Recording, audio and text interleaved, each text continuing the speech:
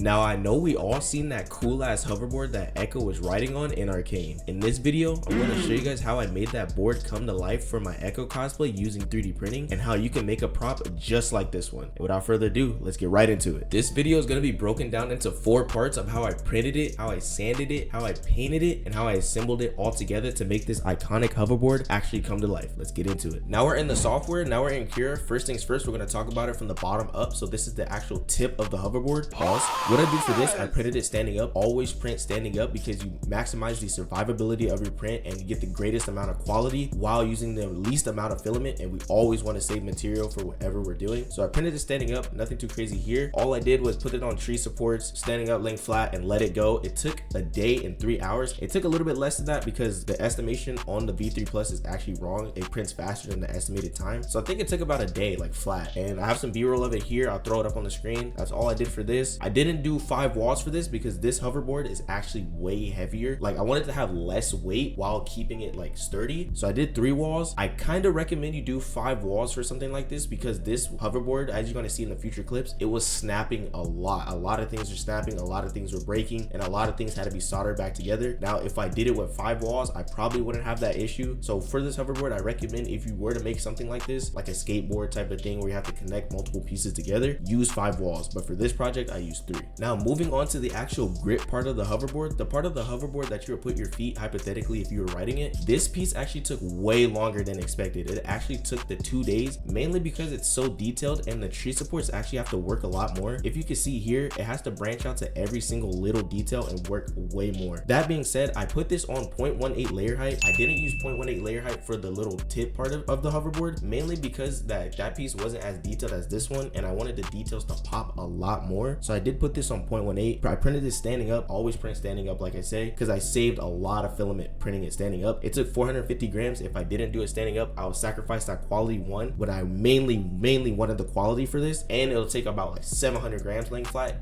highly unethical. So I printed it standing up, and that was basically it. It did everything perfectly. I printed this in gyroid. This entire project is printed in gyroid because, as you guys seen in my other videos, I do not like cubic subdivision anymore. Cubic subdivision has just been giving me way too many problems, and I don't know why, but ever since I switched to gyroid, I've had no more problems and everything's been printing perfectly, and I never looked back. So that's basically it for this. Nothing too crazy. Printed it standing up. I have some B-roll. I'll throw it on the screen, and that was it. Now moving on to the actual first connector piece. This was the only way that I can actually print it out. It looks crazy, and I thought it was very crazy the way this was like oriented the first time. Any way that I oriented this print, this was the only way that seemed the best, because every other way would take a lot more filament or just wouldn't work just from slicing it. It just didn't seem like it would work. So I printed it out like this. This was the only way to do it. It did take 16 hours. It took about the estimate like 14 hours actually, but nothing too crazy. I printed it standing up, put the seam line on the side because both of the front and the back will be showing on this print. So I didn't put the seam line in the back or the front or wherever. I had to put it on the side to make sure I can sand it better because this is like a smoother area. So I can easily sand and fill that seam line and make it disappear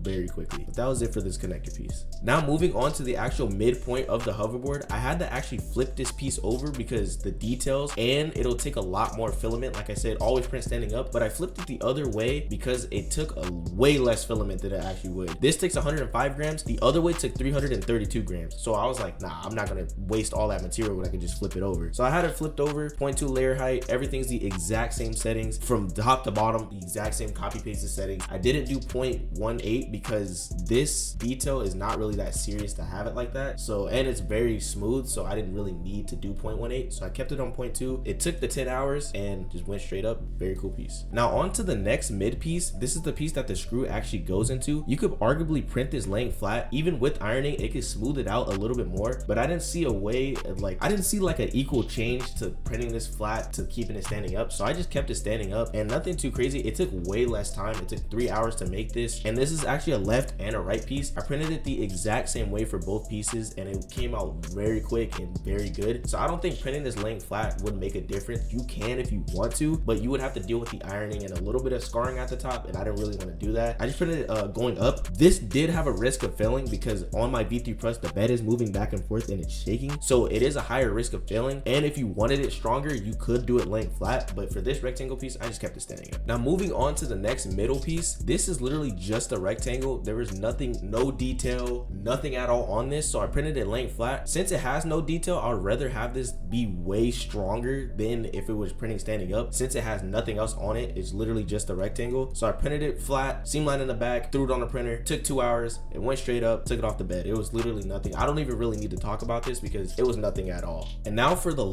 final middle piece, this is just a little detailed piece that goes on the back of the hoverboard. I did also print this laying flat because it's so skinny it would break if I would print it standing up. So I did the same settings on this, threw it on laying flat. It took like no time at all, since it like an hour to make, so it was nothing crazy for that. Threw it on the bed, took it off, and it was done. Now moving on towards the back of the hoverboard, this was actually a way easier connector piece than the first one, just because it actually has a base of where it's sitting and it's not sitting on something very small. So all I did with this was throw it in, orient it right, make it stand up, and it was nothing crazy at all for this. I put it on tree supports, it did everything it needed to do. It printed beautifully and way faster than the other connector piece because, as I said, it's not gonna have as much scarring just because it's not sitting on something like very small and needs more supports to keep it upright. So all I did was print it standing up. It took 10 hours because the estimate's wrong, and that was it. Beautifully. It was probably the best piece that was printed. It was very smooth, and the V3 Plus killed it. So that was it. Now for the next gripper piece, I did the exact same thing as the first one. I printed it standing up. Again, the supports had to work a lot more because it has a lot more details in it. So all I did was I put it on 0.18 again, exact same process, seam line in the back, and nothing was changed. It still took a long time because of all of the details and the supports, movements, and all of that. But other than that, it was the exact same process. Now moving on to the final pieces, this is actually where the fan connects into. It's just like another connector piece. Just like those other connector pieces, it kind of scared me a little with all the supports blending in right here and scarring a ton. But I had to print it this way. Like I said, it's very unethical to print it upside down on these little top two connector pieces. It wouldn't work. So this was the only way that I can actually print it out. But other than that, nothing crazy. I printed it standing up, had the exact same settings. I did not use 0.18 because it's not really as detailed to need 0.18, and it wasn't too crazy at all. It took way longer than I expected, probably because of all these supports being crunched together inside of there. But other than that, that was basically it. Now moving on to the fan, for this I printed it standing up. I did 0.18 layer height because it had a lot of details inside the fan, as you guys can see here. It did have some scarring at the top and over here at the sides, but nothing like a little Bondo can't fix. Make sure to go heavy on the Bondo if you notice some scarring like that, or any of your props you notice it will scar a lot when it's done printing. Just use a lot of Bondo and it'll fix it right up. Nothing crazy here. Gyroid, 3 walls, same exact settings, literally copy pasted settings, and it took a day, 18 hours. It took way longer, but it's like a chunkier piece. I probably could have printed this with like 5% infill and less walls because it's way too chunky, but other than that, nothing too crazy. Just printed it standing up and it did it perfectly. Now for the little top detailed piece that goes on top of the actual fan, this was printed standing up as well. I didn't want to print this laying flat, although I really could have, but I didn't want to because all the supports would go under this little ring here. But instead of having that happen, I only had supports go to the top and to the little holes to guide it in. Nothing too crazy here. I did this also with 0.2 layer height since it wasn't as detailed and it was on my V3. So it's with 0.2 layer height. I didn't really have any fuss with this. I did have fears that it would fail printing standing up, but I really didn't want to print this laying flat. And it's also a left and a right piece. So for the other piece, I printed it the exact same way. Now for the little fan holder piece, this was printed just like this, standing up. It was printed on the little mid part of it and the supports went on the sides. So I didn't want to print it laying flat because it couldn't, because of those little arches right here. So I couldn't lay it flat and I couldn't do it standing up all the way. So I had to print it just like this. And honestly, this was like the safer option to do it because it printed with no hassle and nothing crazy. Did this on 0.2 layer height, basically copy pasted the exact same settings and got this done very quickly. And now last but not least, we got the actual screws. Both of these were printed the exact same way. I printed it standing up with all the tree supports going up on it. And there was no really other way to actually print this out. So it was very simple. Got this done in an hour, pulled it right off the bed, and that was it for the entire hoverboard. Now moving on from the printing, we're on to sanding. First things first, shout out to my brother for giving me this guy's YouTube video on showing a new way of actually sanding and finishing prints. It's no longer the way of starting from 120 and going all the way up to 120, 150, and etc. He showed us a new way of sanding and it's more efficient and way faster, and I'm about to show y'all. So first things first, what you guys want to actually do is start off with 80 grit sandpaper. Yes, you start off with 80, you sand, you go crazy with the 80 on dry sanding. Then moving on from that, go to 120 grit, but you can either go straight to 150 or you can go to 120. I like to hit it in a straight line, as you guys know. I like to hit it from 80, 120, 150, going all the way up the ladder. But some people don't hit it with the 120. They move straight to the 150, which is fine. You can do that. I just rather not do that. So I hit it with the 120 for the hoverboard. Then moving on from that, I hit it with the 150 to kind of clean up the dry sanding that I did with the 120 and the 80. Hit it with the 150 to 50 to finish it off, and then you want to stop. Now usually when you stop, you would get the Bondo, and then you would hit it with the Bondo glazing and spot putty, and then you would move on with your day and keep going after you hit it with the Bondo. But no, you want to get yourself some Bondo, you want to lather with the Bondo as well, but you want to mix the Bondo with clean strip acetone. Now, it doesn't matter which brand of acetone you use, you just need acetone in general. You get the acetone, you get the Bondo, you mix it together out of a 2-to-1 ratio of Bondo to acetone. You put that in a paper cup. Make sure you get a paper cup. If you do a plastic cup, the acetone will burn right through that plastic cup and it won't be usable anymore. So get yourself a paper cup, mix it together, get yourself a paintbrush. Any paintbrush works. You could just go to Michael's in any home appliance store and get yourself a paintbrush. Now, keep in mind, when you use the paintbrush, it will destroy the paintbrush. You won't be able to use it for anything else besides that. So make sure you have a good paintbrush that you know you don't want to use anymore. Get yourself a paintbrush, get yourself the acetone and the Bondo, and just lather on. It will be very, very runny. So make sure you're doing this in a space that you don't want to mess up, because when that Bondo does dry and the acetone makes the Bondo dry very, very fast, when that dries, it'll be impossible to get it off all your stuff. So make sure you're hazmating your area or doing it outside or doing it in an area that you don't really care about getting as messy, because this stuff runs a lot and it will get it very, very messy. Now, once you're done lathering up your print with all the Bondo you need, you want to go out and sand again with 240 sandpaper. My go. You want to sand crazy. Sand all that Bondo down. Make sure it's very, very smooth. Now, if you get to a point where you think you didn't put as much Bondo on, or you didn't do as good job putting the Bondo on, don't be afraid to go back and put more Bondo on. Trust me, it will make your print look better in the long run. If you're like, oh, well, I'm starting to see layer lines, or it's not as smooth as I want it to be, go back and put more Bondo on. Trust me, it'll make your print look better. Don't be like, oh, well, I see layer lines and I didn't put as much Bondo on, but I'm gonna go put filler primer over it anyway. No, go back, sand it down, more Bondo, sand it down again. Make sure you get it to a point where you like. Now, when you get it to a point that you actually like, you want to move on to the wet sanding process. But before that, let me tell you guys this. If you get to the point where you have the Bondo, you have the acetone, and you shred it, and you're still being like, why isn't it not doing as good or doing as much? What you can do is you can use full strength Bondo and mix it with the Bondo and acetone. Now, for example, I have this fan, as you guys seen when I was showing you guys the printing process, it had a lot of scarring that the Bondo and acetone will not get. Bondo and acetone makes the Bondo very weaker because the acetone is drying it a lot faster and making it thinner. It thins it out, so the Bondo will not be as strong as full strength Bondo. But what you can do, you can still use Bondo at full strength and put it over the actual Bondo acetone. That is exactly what I did for this, and it smoothed it out. So don't be afraid to use Bondo and acetone only. You can, if you have a point where it's very, very scarred or it's very, very chipped or broken and you need it to be filled, use full strength Bondo as well and use both to your advantage, and your print will come out very smooth. Now on to the wet sanding. What you want to do for that is you want to get yourself filler primer, Rust-Oleum filler primer to be exact. You can use any filler primer you want. I just love using Rust-Oleum filler primer. Now you can get the 2-in-1 sand filler and sandable. It won't fill as much as the regular filler primer, but you can also get that as well. I don't know why I got this filler primer and didn't think it was sandable, but this is the way to go in my opinion. I love this. It spreads very well, sands very well, does everything you need. I hit it with, usually I follow a 3-coat rule whenever I'm painting anything. It's a 3-coat rule. I usually do the 3 coats, make sure it spreads evenly and spreads good. But you can do 5 coats, you can do 4, you can do 2, you can do however many coats you think you need. I usually do 3. I make it let it dry. That's another thing. Let this dry and cure. Do not go early. Do not sand it early because you will smudge it. This Rust-Oleum filler primer usually dries and cures within a day. It dries very quickly. You can get out, so there's no worries there. But make sure you let it dry and cure. Then once you're done letting it dry and cure and you have enough of a generous amount of coats that you want on your prop, you want to get yourself some 400 grit sandpaper and some water. Now you're wet sanding. Get yourself the 400 grit sandpaper, wet sand. Do not sand too much because you can sand the primer off. You can sand the Bondo off as well. So don't sand too much. Just make sure you sand a generous amount that you feel like it has smooth. If you overcoated or overshot, sand that down as well.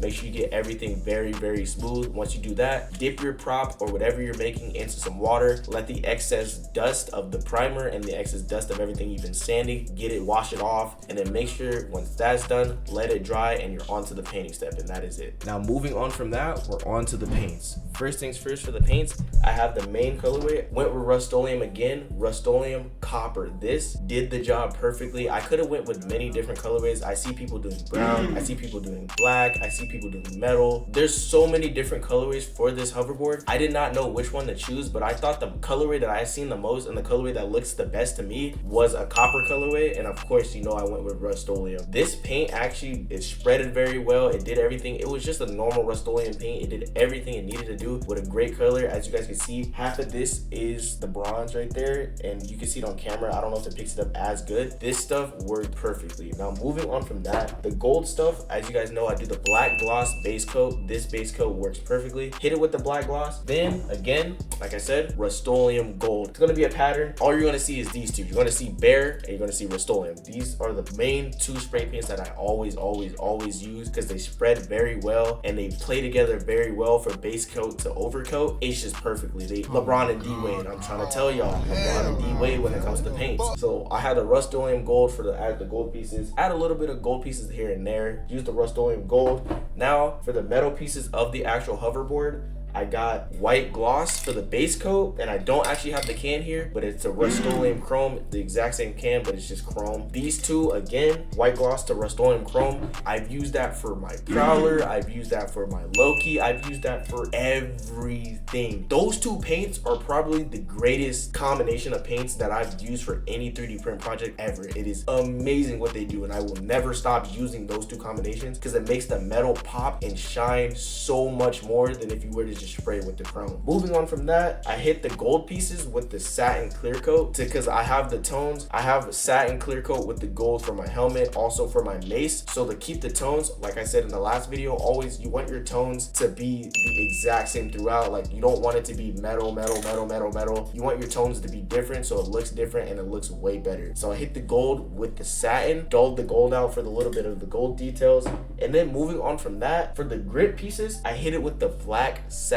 There's no base coat to overcoat, just the black satin. Dulled it out as I needed to. And now here's the main kicker of this project, graphite powder. Now you guys may have seen in Frankly Built's video or other 3D print prop makers videos, they love using this stuff, the graphite powder. Now it does get everywhere and you do need to spread it very little. You do need to use cotton swabs, or you can use Q-tips. Cotton swabs or Q-tips, you can use those and you can swab it on there and then make the prop come out very shiny. This combats with the white gloss and chrome spray paint mixture. It combats that, but this stuff with the graphite powder, it makes it look like an ancient kind of metal look that you want, like a dolly but metal kind of. I don't know how to explain it. It just does it beautifully. It did it beautifully. Like the camera and the light that's shining on it wouldn't be, if it was just a black satin, it would not be shining like that. But I put the graphite powder on it, it was perfect. Now the graphite powder does run a lot. If you have a very finite piece that you need and you don't want it to spread everywhere, you have to be careful because this powder, once it's on and once it's spread, it's done. It will cook your project if you do too much. So make sure you do a finite amount and be very careful with it. Now moving on for that, last but not least, for the paint, for these green pieces that you guys see, I used a paint pen. Now I was gonna hand paint, but my brother was telling me, yo, get a paint pen because the paint pens, you don't have the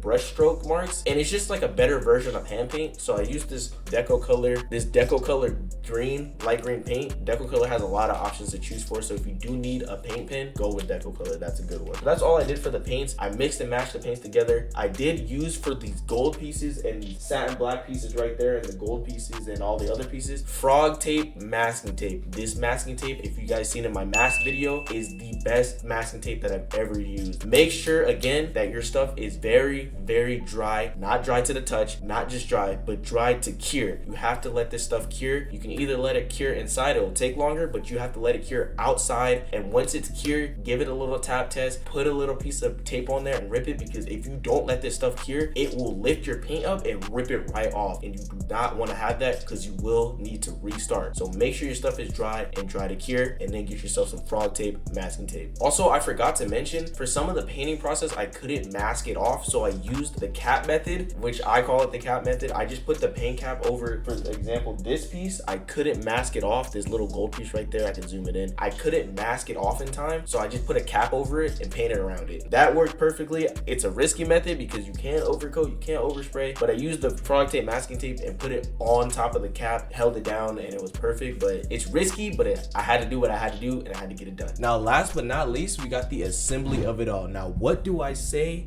If y'all are not new, what do I say in every single one of my videos? Get yourself some Loctite super glue. Now, Loctite, I've been having many one-sided conversations with y'all because I love y'all, man. I love y'all from the bottom of my heart. I love Loctite to sponsor me, but y'all still never responded to me, bro. I love Loctite, and I will never stop loving Loctite. Get yourself some Loctite glue, because when this stuff dries and burns, and it will burn, it's gonna burn into the plastic, and it's gonna melt the plastic together even more, creating a strong bond that you will not be able to break. Now, with that Loctite, I paired it up with some E6000. With E6000, it's basically epoxy. You put the epoxy on, big glue, it will run a lot, so make sure you have a little bit of a spread and make sure you clean it as in make sure you clean the spread and then put it together. This epoxy is very, very good for 3D print projects because it literally just glues it in once it's dry and cured, because the glue needs to dry and cure, both Loctite and this. It will never ever come off, especially if you put a lot on your project. It will never come off. Oh, there you go. Line me up, Terry.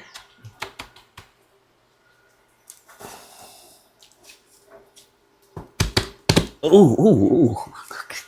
The fuck was that? First things first, what I did for that is I glued this whole entire thing together. I will be picking it up for the first time in this video, so if y'all stayed, y'all get to see the full thing. This is all glued together with Loctite and the E6000. Even the top, it's not coming off, shaking it. Now, I did have some issues with it breaking apart. When I first got to the convention with this hoverboard on my back, since I'm wearing it on my back, it broke apart in many different places, especially the connector pieces. That's why I said earlier, if I did 5 walls with those connector pieces, it wouldn't have snapped, but it snapped at the connector pieces, and I cannot thank my brother enough. I'm gonna give a shout out to my brother up on the screen on one of these sides. He helped me put this entire thing together. It was not only me putting it together, it was me and him working. He did most of the work. I'm gonna say it again in my last couple of videos. He did most of the work with the assembly of the mask and the hoverboard, but I cannot thank him enough. Thank you, brother. But what happened is it snapped. He got his soldering iron. This is his soldering iron right here. He used the soldering iron. He mended the plastic back together, put it together perfectly, and then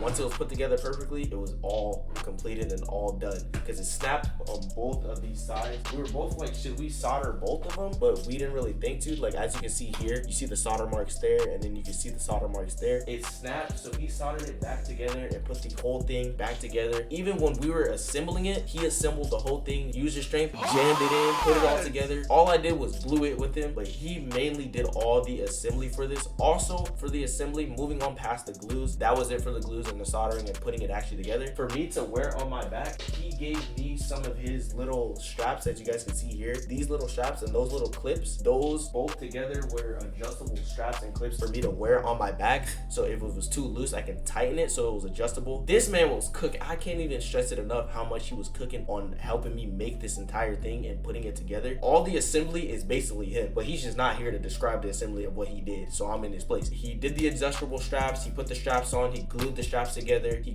soldered it together, he put it together with the connector pieces, and I cannot thank him enough because all of the assembly was all on him. That's gonna do it for this video. A long video explaining on how I made the iconic Ekko Firelight hoverboard actually come to life with the help of my brother, of course, because he was in on it too. Thank you guys so much for watching this video. I think this is number 4 out of 5. I can do it. I have one more video to get you guys for the 5 videos of this month.